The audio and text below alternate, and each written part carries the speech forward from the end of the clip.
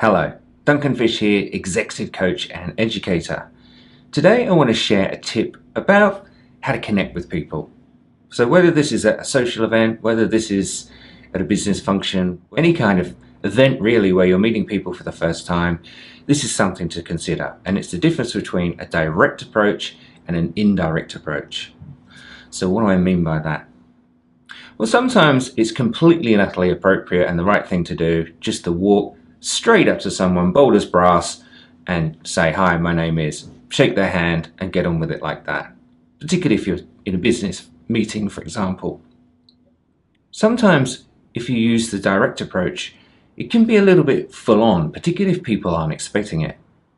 So this is where you can consider using an indirect approach. So what does this mean? It's where you don't directly walk up to the person, but you walk up near the person and you start talking about an object or an item or a situation, which is an indirect way of starting a conversation.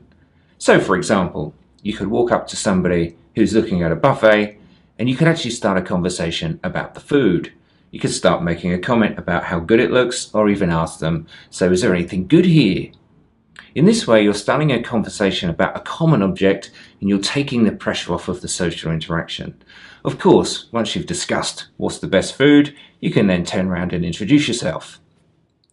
This is just a nice little factoid for those of us that may be a little bit less confident, or if you're meeting someone in a more relaxed environment and you just want to start a conversation more indirectly.